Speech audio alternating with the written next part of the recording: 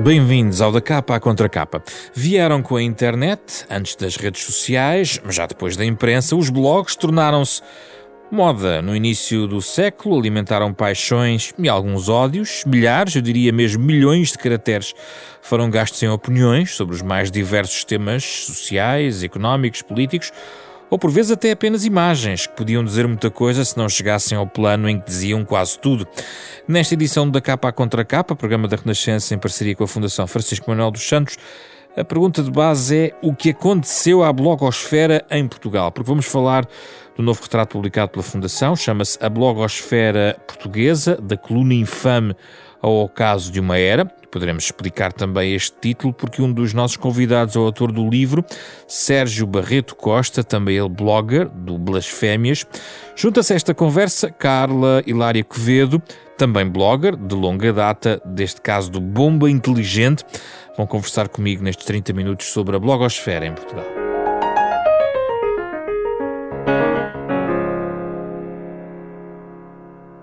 Carla e Sérgio, obrigado pela vossa disponibilidade para esta conversa sobre a blogosfera. Vamos direto ao assunto. Sérgio, o ocaso de uma era quer dizer que já temos que falar da blogosfera no passado ou ainda é um presente que subsiste, digamos, à profusão, sobretudo das redes sociais, onde a opinião publicada e os comentários instantâneos vão marcando também o nosso debate público? Olá, começo por agradecer o convite e por cumprimentar a Carla Hilário Quevedo, minha colega aqui. Olá, obrigada também pelo convite. Boa tarde a todos. Ora bem, por acaso, a Carla até é um bom exemplo porque a Carla Quevedo foi das pessoas mais resistentes na blogosfera, ela foi das primeiras a entrar e das últimas pelo que eu percebo, a abandonar. Quando eu estava a escrever o livro, a Carla ainda mantinha o blog e ainda ia atualizando o blog, portanto ela já era um blog que estava na maior idade, já tinha, se não me engano, 18 anos. Mas, entretanto, pelo que eu percebi, ali no ano passado, meados do ano passado, ela também desistiu, o que eu percebo porque é difícil nós estarmos a trabalhar, a escrever, que dá algum trabalho, sabendo que os leitores, se calhar, não são muitos ou deixaram de ser. E, portanto, eu percebo a desistência. Sobre se a blogosfera é presente ou passado. Ora bem, é um bocadinho as duas coisas. A blogosfera que eu trato neste livro, eu acho que é passado. Mas há uma outra blogosfera que não é muito tratada neste livro, ou não é nada, e por falta de espaço, porque não foi essa a opção, uma blogosfera mais temática que se calhar ainda está bastante viva, ou seja, ainda há muitos blogs de viagens, de culinária, blogs sobre bebés, a blogosfera sobre educação. Pode ter mudado, é isso os temas da blogosfera? Não, esta blogosfera temática também existia no início. Ela aguentou melhor, julgo eu, do que a blogosfera. Eu não gosto de chamar só política, porque ela não era só política, ela era político-cultural, digamos. Essa blogosfera político-cultural, eu acho que ou morreu, ou perdeu a influência completamente, ou não é relevante. Agora, existem aí muitos blogs temáticos sobre educação, sobre culinária, sobre tudo, que ainda são bastante, julgo que ainda bastante lidos. Então, vamos ouvir a opinião da Carla sobre esta primeira provocação. Passado ou presente a blogosfera? Bem, para já o termo blogosfera eu acho que dizia respeito a um conjunto de bloggers e de blogs que o Sérgio retrata muito bem no seu livro. E, portanto, ficou ali estagnada, esse termo ficou ali estagnado no tempo. A blogosfera era um conjunto, era como se fosse um país. Pronto, aquele país chamava-se blogosfera, era constituído por aquela região. Uma espécie de bolha também. Também, claro. Hoje em dia, não sei se pode falar exatamente de blogosfera. Eu também, sinceramente, não sei, não conheço agora a dinâmica das coisas, não é? Não sei quais são os blogs, já não estou tão atenta. E porquê? Portanto, Mas esse é um ponto importante.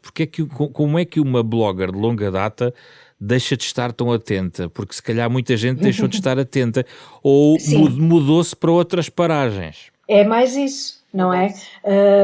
Mudámos-nos, eu acho que nos mudámos todos. E porquê? Mudámos-nos todos porque, quer dizer, o blog exigia muito.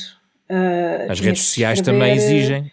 também, mas é mais curto, não é? É mais fácil escrever no Twitter 280 caracteres do que estar a pensar num post longo, ou muito mais longo do que isto, certamente, e mesmo um post no Facebook. Cada vez é mais curto, não é? Esse é um ponto muito importante, Carla, É, porque o sim. blog, ou a blogosfera, como nós aqui entendemos, para efeito da nossa conversa, Sim, sim. os textos eram textos profundamente, em alguns casos, pensados, trabalhados, não é? Não Exatamente. tem a ver com o tipo de publicação que se faz hoje em dia nas redes sociais, apesar de admitir, digo eu, que no próprio Twitter também é preciso pensar bem no gasto dos Claro. caracteres. Claro, claro. O Twitter lembra-me muito a fase dos blogs no início, em que as pessoas escreviam uma frase e punham um link, era tudo muito mais curto. Depois começámos a perceber todos que estávamos perante páginas em branco que podiam ser preenchidas com textos da extensão que nos apetecesse ocupar, não é? E isso foi interessante e foi atrativo, não é? Era atrativo para muita gente que escrevia muito.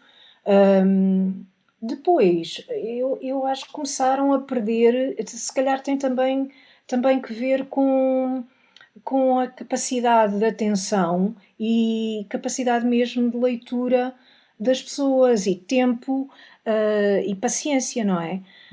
E perdeu-se um pouco. Também o tempo. O meu blog vai fazer este ano, acho que 18 anos, ou uma coisa assim. E mantém-se ou não? Disparate.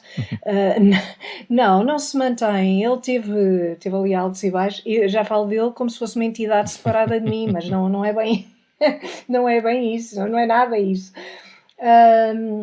Não, mas eu perguntei mantém-se porque também, reparo, eu também tenho sido blogger, que há uma espécie de cemitério de blogs à solta na internet, sim. Não foram atualizados, mas ali ficaram, não é? Pois, exatamente. São arquivos, não apagaram os blogs, as pessoas não apagaram os blogs, não é? Alguns foram apagados, sim. Alguns foram apagados, até em circunstâncias dramáticas, não é? Eram dramas, eram verdadeiros dramas. Depois apagava o blog. Que horror! Eram situações assim dramáticas. Então, suicídio público. Antes de falarmos para onde foram os blogs e para falarmos do momento de hoje, vamos olhar então para esse passado.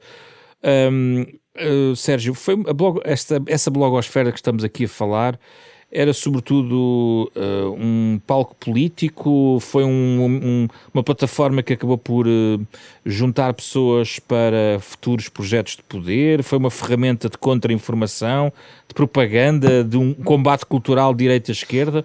O que é que foi a blogosfera que descreve nesse passado? Vamos remetê-lo para esse momento áureo da blogosfera. Foi de facto tudo isso.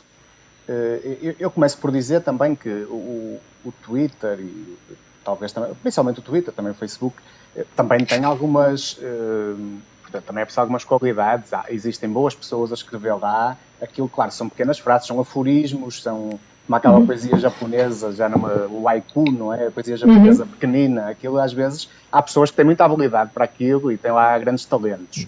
Já vamos ao Twitter, mas no passado qual era a ideia? Havia uma necessidade de preencher espaços que, por exemplo, a imprensa mais tradicional não cumpria, porque alguns destes nomes nunca escreveram, por exemplo, na imprensa tradicional. Certo. Isto não começou assim, portanto, eu chamo da coluna infame ao caso de uma era, mas a coluna infame não foi o primeiro blog de todo. Foi o primeiro blog relevante que acabou por aparecer nos jornais, ou seja, foi o primeiro caso de sucesso. Antes disso já havia blogs, eu também falo disso, desde o final dos anos 90, mas eram de pessoas, sei lá, mais ligadas, se calhar, à informática, talvez aquilo que nós chamamos os nerds, ou mais assim. E a partir da coluna infame entrou outro tipo, portanto, entraram outro tipo de pessoas, não ligadas, digamos, à informática, não eram os utilizadores normais da informática. Eu acho que aquilo teve a ver com um bocadinho com o renascimento de um certo debate ideológico, portanto, havia uma vontade grande nessa altura de que o combate entre a esquerda e a direita regressasse depois de um período de algum... Estava desequilibrado, Sérgio? Eu acho que não, o que havia era um certo consenso, se calhar centrista, durante, se calhar, a década de 90, não é? Podemos falar ali da terceira via, socialista, havia um certo consenso e havia pessoas que estavam fartas disso nesse início e quiseram usar a blogosfera para separar um bocadinho as águas e fazer esse combate ideológico. Pessoas que não tinham, algumas tinham, porque, por exemplo, na Coluna Infame, todos eles escreviam nos jornais antes de ter a Coluna Infame, não eram, mas ficaram conhecidos, se calhar, mais pelo blog, mas já escreviam no Diário Notícias. Mas o tom era muito diferente. Sim. Era um tom mais provocador, era um tom mais... Sim, era mais descontraído, mais provocador, mais agressivo. E que propiciava a resposta também, quer noutros blogs, quer nos próprios comentários dos blogs, não é? Era o ping-pong, sim. Havia esse ping-pong, não é? Nos jornais também há, às vezes, não é? Existem alguns casos de coluna contra coluna, não é? Em que a pessoa vai respondendo, também acontece. Isso é antigo, isso é antigo, é uma Sim, tradição antiga da hoje em imprensa. dia muito menos. Mas na blogosfera isso podia-se fazer quase até ao infinito. Enquanto no jornal às vezes a resposta demora uma semana, não é? Portanto, até o colunista voltar a escrever, na blogosfera podia demorar uns minutos, ou uma hora, ou pouco tempo, não é? Isso era diferente. Mas a blogosfera também serviu para propaganda, depois passado, quer dizer, depois os partidos políticos aperceberam-se do potencial da blogosfera e também a aproveitaram, naturalmente, porque, por definição, os partidos políticos aproveitam todas as plataformas que encontram, não é? Carla, e isto não tem mal nenhum, Isto não é uma crítica, não é? Faz parte do jogo. Estamos aqui a olhar então para o que foi a blogosfera, ou transformada, aquilo que os seus bloggers transformaram ao longo desse período áureo em particular. O que é que podemos dizer assim à distância do que foi isso? É exatamente era sobretudo um combate ideológico? Era a questão política que também alimentou os bloggers mais, ou os blogs mais acérrimos da polémica? A política era sem dúvida importante. Até houve um blog que se chamava Blog de Esquerda. Exato. Portanto, é claro que a política fazia parte da vida da blogosfera daquela altura. Também decorria a guerra do Iraque e que dividia muito os bloggers. Questões sobre Israel suscitavam sempre imensas polémicas, imensa discussão e forte. Portanto, havia vários temas que suscitavam muita discussão. No meu caso, eu venho de uma leva de blogs que aparece a partir de um site que o Miguel Esteves Cardoso mantinha, que se chamava Pastilhas, e que tinha muitos comentadores. Ele escrevia textos e depois nos comentários havia várias pessoas que comentavam aquilo que dizia e pronto, que o Miguel Esteves Cardoso dizia porque muita coisa que recomendava, etc. Carla, desculpe interromper, diga. Porque dá-me ideia que se filia de certa maneira numa linhagem que vem de trás da irreverência do independente também. Certo. Sim. Ou seja, todos este movimento podiam todos escrever um independente, digamos assim. Podiam, claro. Não é? Claro. Sim. Mas eu escrevi no Independente eu sei. antes de ter o blog. Mas sim, é verdade, tem razão. Estou a pensar, por exemplo, no blog do Maradona, A Causa Foi Modificada, de que o Sérgio fala no livro. Sim. Também o McGuffin e outros blogs que poderiam perfeitamente, outras pessoas do estilo, o próprio Rogério Casanova, que não vem do Pastilhas, creio, Não tenho a certeza, por acaso. Não tenho bem a certeza se foi. O Rogério O Casanova Rogério não foi um dos pastilhantes, não é? O pastilhante não foi um dos pastelhentos, não, não. o Maradona foi. O Maradona, sim. Sim. Mas juntava uma reflexão não apenas e só da política como hoje vemos, mas dos costumes, juntando-lhe um Exatamente. toque cinéfilo, de literatura, Sim, não é? Era uma mistura, não é? exatamente. Uma Por isso é que eu gosto de chamar mistura. político-cultural, porque Sim. acho que está muito Sim. relacionado com as diversas influências culturais da esquerda e da direita. Portanto, isto é Exato. mais do que só Exatamente. política partidária, não era bem isso. Claro, não era bem política partidária. Isso é outra coisa e eu acho que é posterior a esta era mais 2003, 2004. Concordo. Pronto, depois é que vêm coisas do estilo Câmara Corporativa, etc., mas isso já é posterior e já é partidário. Já é outro tipo de coisa, não é? Estava em linha com a democratização, digamos, da palavra e da publicação em espaço público, no fundo. Exatamente. Qualquer um podia escrever. Qualquer pessoa podia escrever. E podia gerir a sua página como quisesse.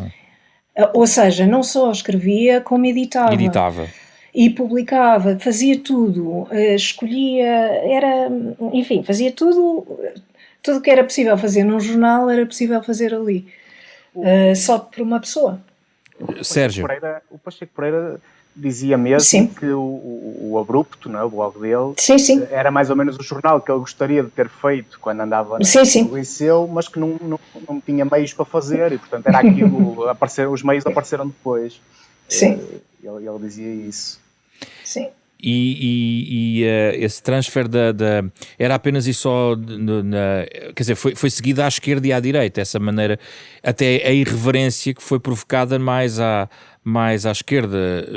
É preciso contextualizar no tempo, no início do século, politicamente, à esquerda, há um movimento que se cria a partir do final dos anos 90 com o Bloco de Esquerda e uma nova forma de argumentar, e entraram por este espaço na internet, através dos blogs também, muita argumentação, até do ponto de vista económico. Muitos blogs, por exemplo, o Ladrões de Bicicletas, que é um blog de economistas mais à esquerda, também providenciava argumentário importante para os debates de esquerda e direita. Não pensam isso?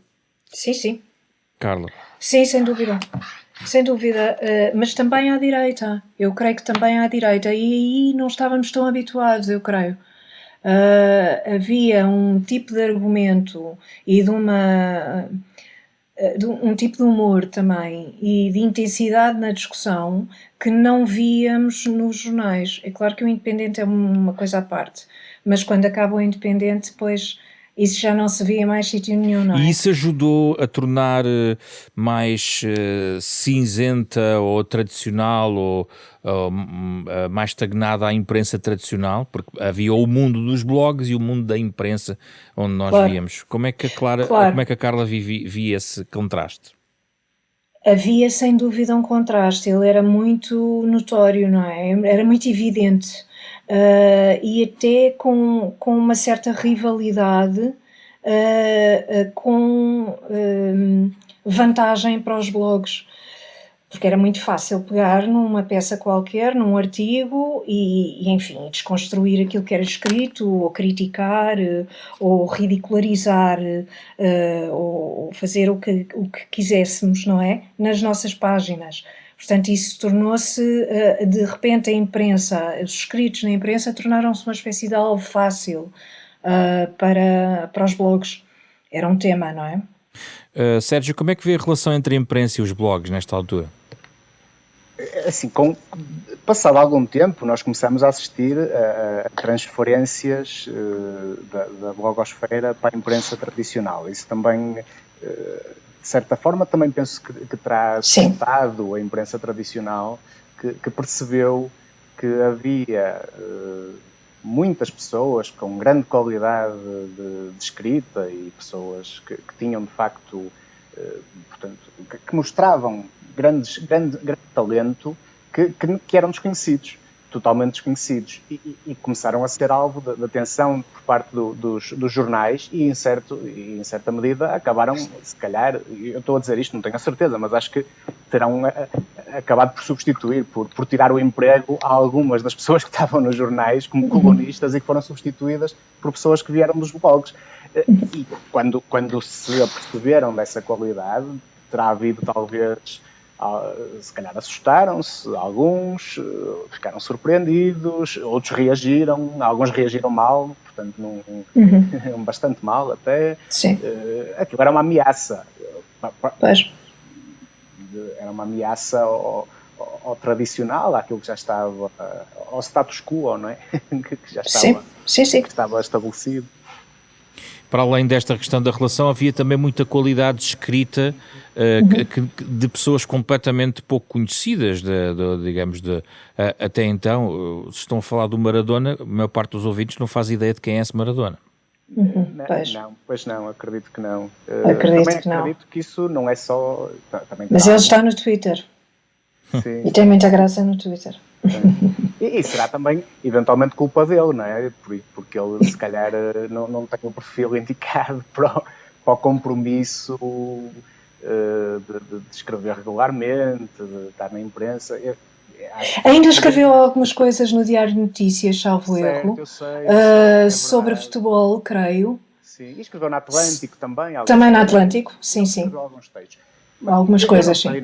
Nunca lhe perguntei isso diretamente, mas acredito que o perfil dele pode não ser compatível com os horários e aquelas responsabilidades de escrever na imprensa que exigem sempre prazos, coisa do género. Ele se calhar não está para isso, digo eu. Sim. Pode ser. Carla, foi produtivo o recrutamento não só pela imprensa, mas agora estou a falar, por exemplo, dos movimentos mais partidários, foi produtivo o recrutamento de algumas pessoas que emergiram na blogosfera, porque além da imprensa ir buscar novas caras, novas vozes, novas escritas, também os partidos foram encontrar ali pessoas que pensavam de determinada maneira que podiam renovar o seu próprio discurso. Como é que a Carla viu esta relação também com os partidos e a blogosfera? Eu creio que foi altamente produtiva. Foi uma época muito rica, tanto para a imprensa como para os partidos. Portanto, acho que foi muito bom. Houve uma renovação de discurso, uma renovação de pessoas. Acho que foi uma bela época. Houve pessoas que eram menos conhecidas e que passaram a ter uma visibilidade maior por causa do blog, ou que já estavam na imprensa, ou que, enfim, que já escreviam, mas que foram mais conhecidas, ficaram mais conhecidas por causa do blog. E passou-se mais à direita esse movimento? Mais à direita do que à esquerda? Eu notei isso mais à direita, porque havia mais blogs, mas também, lá está, é um bocadinho como ter uma timeline. Eu lia muitos blogs que eram mais à direita do que os blogs de esquerda. Interessava-me mais essa área ideológica e, portanto, reparava mais nesses. Não sei se à esquerda as coisas passaram de uma forma mais ou menos semelhante, mas creio que sim, que foi equiparado. Porque quanto mais não seja pelas respostas e pelas polémicas, pelas conversas que tinham, ia seguindo algumas polémicas. E é claro que isso para os partidos também é atrativo, porque, como dizia bem, reformula ou dá uma nova cara a discursos que, enfim, já estavam um pouco antiquados, pouco atrativos. E houve uma renovação aí, sem dúvida. Sérgio, o que é que pensa sobre isto? Talvez tenha começado à direita. Aliás, existem alguns textos sobre isso. Eu penso que o Daniel Oliveira, por exemplo, o Daniel chegou a dizer que não se podia deixar mais este meio de comunicação nas mãos da direita, portanto a esquerda teria que reagir e entrar também. Portanto, acredito que tenha... Lá está. Por isso é que eu chamei da culpa infame, porque acho que foi de facto o que começou. O blog de esquerda apareceu. O blog, não é blog, é blog. Há pessoas com o blog de esquerda apareceu depois e foi. Aparece como reação, uma não é? reação à coluna infame, exatamente para não deixar a coluna infame a falar sozinho. A tal hegemonia, exatamente aquele a ocupar o espaço todo. Por isso, depois eu acho que se equilibraram as coisas e acho que que já não era um fenómeno de direita, passou a ser dos Sim. dois lados. Mas quem deu o pontapé de saída, eu julgo que foi mesmo a Coluna Infame. Por isso é que, apesar de não ter sido o primeiro blog em Portugal, não foi, mas eu acho que foi o início de qualquer coisa diferente. Isso aí não tenho grandes dúvidas. Carla, o que é que a blogosfera fez pelo humor em Portugal? Acho que fez muito. Para já deu-nos o Gato Fedorento, não é? Começou como um blog. É verdade. Com o Ricardo Araújo Pereira, o Zé Diogo Quintel, o Tiago Dures e o Miguel Lois. Eram os 4 que faziam aquele blog, que era muito engraçado. Depois passou a ser um programa de televisão, creio eu. Passou o livro, Sim. também. Foi dos primeiros livros. Eu acho que não. Eu acho que o Gato Fedorento é posterior ao Pipi. O Pipi foi o primeiro, acho eu. O meu Pipi foi o primeiro. Sim. Eu creio que sim, que foi. Eu tenho isso, mas agora já não lembro de memória. Eu tenho, por acaso, no livro, eu na altura vi qual foi o primeiro. Acho que foi o meu Pipi, não tenho agora a certeza. Eu tenho quase a certeza que foi. Também tenho quase a certeza. Sério. O que é que fez a blogosfera pelo humor, Sérgio? Pronto, já a Carla falou do Gato Fedorento, eu também já referi agora o meu Pipi, portanto, o meu Pipi não é bem um humorista, mas também é. Claro. Aliás, é um bom, eu não sei quem é, mas parece-me um excelente humorista. Fez uma renovação, depois da... Portanto, o humor é a geração do Hermano José, não é? Algumas das pessoas são as mesmas que trabalhavam, no caso do Gato Fedorento, eles trabalhavam, penso eu, para o Hermano, escreviam os textos, mas não estavam na primeira linha, não é? Estavam atrás das cortinas, estavam nos bastidores, passaram para a frente. E os blogs foram, de facto, importantes. O Ricardo Araújo Pereira e o José Diogo Quintela dizem que começaram o blog deles por causa do blog da Coluna Infame.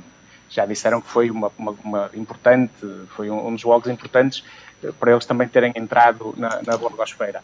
Entretanto, também há situações engraçadas. Por exemplo, o Carlos Guimarães Pinto, ex-presidente da Iniciativa Liberal e que também andava nos blogs desde 2004 ou 2005, diz que entrou na blogosfera por causa do Gato Fedorento. Ou seja, temos aqui coisas engraçadas. Um blog de direita terá provocado a entrada nesse espaço, por exemplo, do Ricardo Araújo Pereira, que é de esquerda. Depois o Ricardo Araújo Pereira, pelos vistos, levou que o Carlos Guimarães Pinto também entrasse, que é de direita. Portanto, há aqui fenómenos de ação-reação engraçados. E os bloggers alguns deles renegaram esta sua passagem pela blogosfera no âmbito da sua opinião, porque passaram os anos e alguns fizeram alguma carreira, até do ponto de vista do comentário, mais institucional. Há até ministros que foram bloggers. E o que é que eles fizeram com esse seu passado? Remeteram-no para uma espécie de adolescência de opinião, Carla? Ministros importantes, atenção, estou-me a lembrar, por exemplo, da Mariana Vieira da Silva, que é uma... João Galamba? João Galamba é só secretário de Estado, acho eu, neste momento. É secretário de Estado, sim. Está equiparado ao círculo governativo. Carla, o que pensa? Sim, exatamente. Pois, eu própria já não sendo ministra, não falava já há muito tempo sobre blogs. Parece que é um tema que entretanto desapareceu, não é? E faz falta, Carla? Eu acho que não. Não? Não. Acho que não. Acho que passou, foi muito engraçado, foi muito divertido e agora as pessoas divertem-se de outra forma. Acho que é uma coisa natural, orgânica, natural, não é nenhum drama. Mas não precisamos daquele tipo de reflexão, por exemplo? Se calhar não é? Porque depois quem é que lê? O problema é esse, eu acho que as pessoas hoje em dia já não leem, já nem sequer conseguem ler um post inteiro. Eu no outro dia estava a ler um artigo num site e a dada altura apareceu um banner, um aviso, a dizer não faça scroll down porque ainda só faltam 5 minutos para acabar o artigo.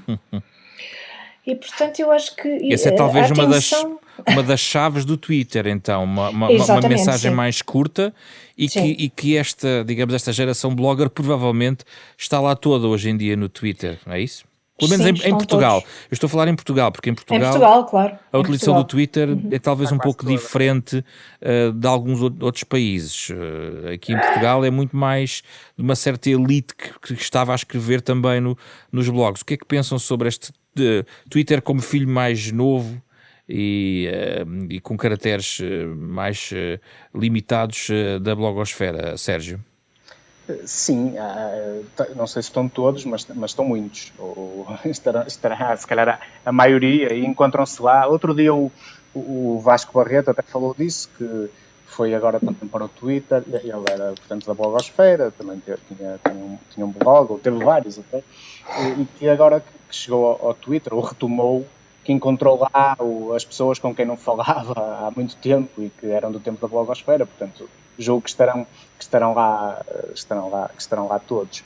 O Twitter é completamente diferente, tem piada, mas lá está, também há qualidade. Eu não queria desvalorizar, portanto, a técnica do aforismo, da frase curta, porque também pode haver muito talento aí. Mas eu coloco a mesma questão que fiz à Carla, Sérgio. Acha que não se perde, olhando à riqueza dos textos que foram produzidos na blogosfera, os temas abordados, não se perde essa esfera que provavelmente não se encontra no outro lado hoje em dia?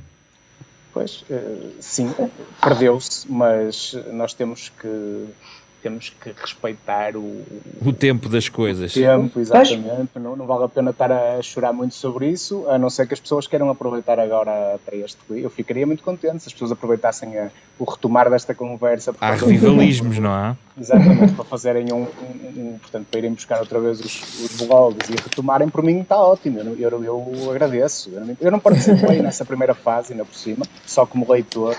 Eu entrei na festa quando a festa já tinha acabado, portanto eu cheguei e já estava a festa tinha terminado. Então desafios a uma última pergunta que tem a ver com o que é que faz falta justamente agora, do ponto de vista da opinião publicada, olhando para a nossa oferta de imprensa, televisão, rádio, redes sociais conhecidas, acontecendo o que aconteceu aos blogs.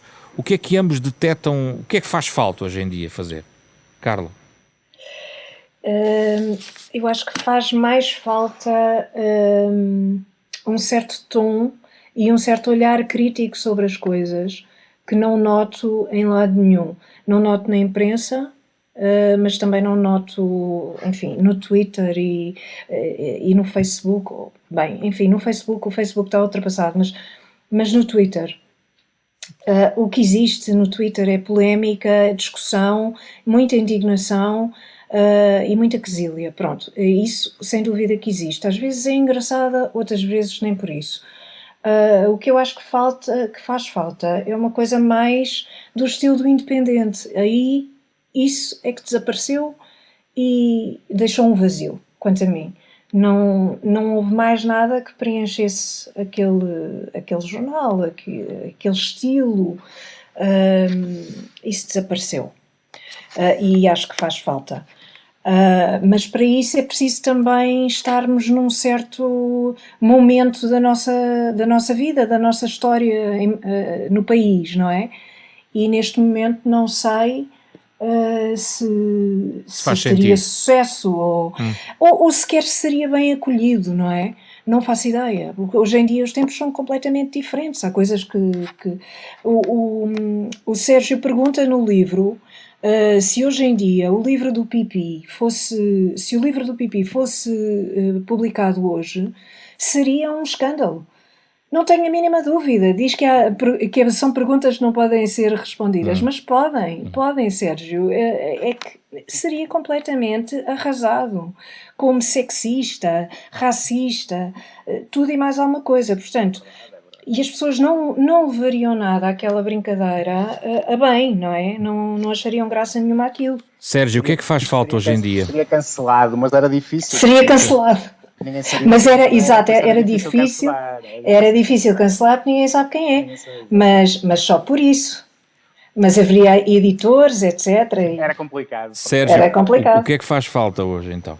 Ora bem, eu gosto, eu leio muitos jornais, cronistas, colunistas, opinião. Eu acho que nós temos pessoas muito talentosas em todas essas áreas, portanto não estou assim a sentir grande falta de opinião ou de crónica, porque há boas pessoas a escrever na imprensa e, portanto, eu sinto mais ou menos satisfeito nesse ponto.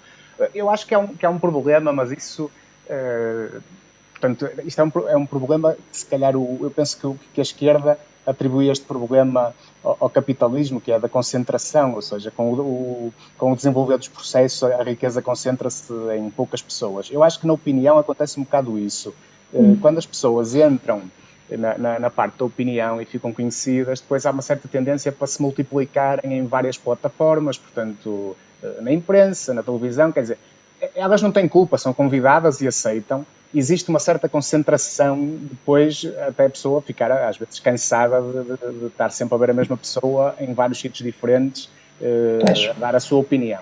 Eu acho que a culpa não é das pessoas, alguém as convida. Eu acho que há aqui um fenómeno que é a pessoa fica conhecida. O Pedro Mexia falava muito disto quando começou a ficar conhecido, isto, portanto, já há muitos anos. Ele disse que começou a ser chamado no início para dar opinião sobre determinadas coisas, e foi de coisas que ele percebia, sobre literatura, por exemplo, ou sobre cinema, ou sobre música, mas, entretanto, quando começou a ficar conhecido, ligavam-lhe para pedir a opinião dele sobre uma nova ponte, ou sobre um novo aeroporto, ou sobre qualquer coisa, e ele dizia, mas eu não percebo nada disso.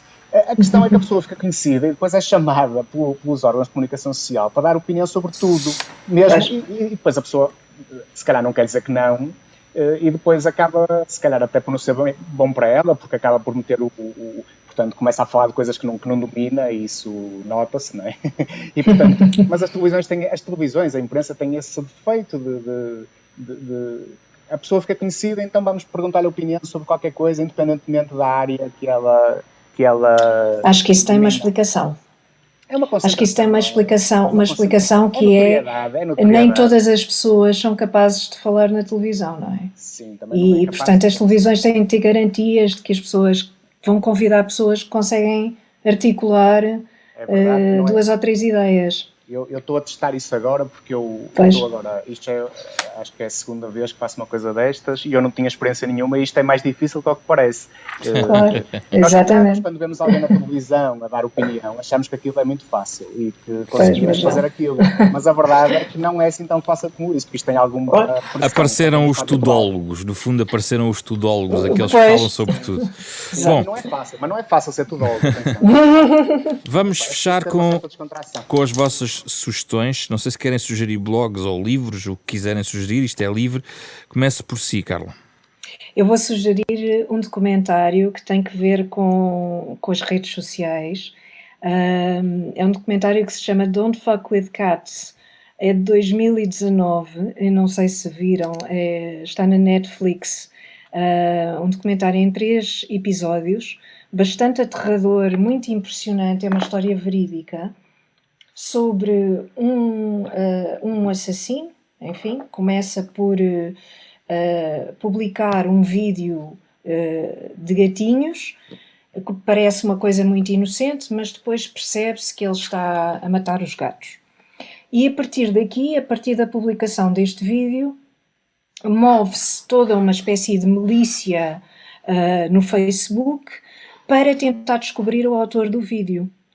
E as coisas que vão descobrindo ao longo do tempo, e nunca desistem estas pessoas, portanto estão uma série de internautas a tentar ver e a perceber onde é que publica os vídeos, quem é esta pessoa, o que é que faz, até que ele comete um crime ainda mais grave, e conseguem descobri-lo. E isto é uma história verídica, é um documentário bastante angustiante, mas tem aspectos muito interessantes e, portanto, como está relacionado com a internet, Sérgio. Fica a sugestão. Muito bem. Eu aproveitava só antes de ir à minha recomendação, posso ter só mais um minuto? Rapidamente, sim. Muito bem. Era só para dizer que eu já percebi, portanto, o livro já começou a ser lido, já me tem chegado alguns comentários e já tem outras pessoas que me têm falado de conversas que vão havendo, que eu não falei deste ou daquele. Ora bem, isto tem 120 páginas, mas nem que tivesse 1.200 ou 12.000, era completamente impossível, porque isto era um fenómeno completamente gigante. E eu ou falava de toda a gente e escrevia uma linha de cada um, e mesmo assim não dava, ou então para desenvolver alguma coisa isto teve que ser assim. Isto é um retrato, portanto é subjetivo, não é uma história. Isto não é uma história, é um retrato. E o retrato é subjetivo porque a pessoa tem que escolher o que é que vai retratar e o ângulo, portanto não é bem não é uma história. Atenção, quem quiser fazer a história da blogosfera ainda pode fazer, porque eu não fiz, não foi isso que eu fiz. Quanto à minha recomendação, eu vou buscar um filme antigo, não está relacionado com blogs, nem, portanto, é só porque eu acho que tem alguma relação. O filme em inglês é o Wag the Dog, portanto, a tradução disto em português seria mais ou menos Abanar o Cão, embora isto tenha saído como Manobras na Casa Branca. Sim, exatamente. Sim, sim. Exatamente. Isto é um filme do Barry Levinson, que era o realizador também do Rain Man e tal, fez este filme. Porquê? Porque eu acho que isto tem alguma coisa a ver, porque mete spin doctors, portanto, que é uma coisa que existe na blogosfera, ou que existiu muito na blogosfera, pessoas a tentar fazer controle de danos, etc. Isso era uma parte muito forte da blogosfera.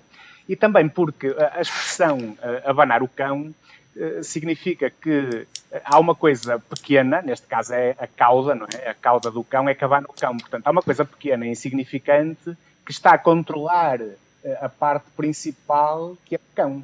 Portanto, em vez de ser o cão a abanar a cauda, é a cauda a abanar o cão.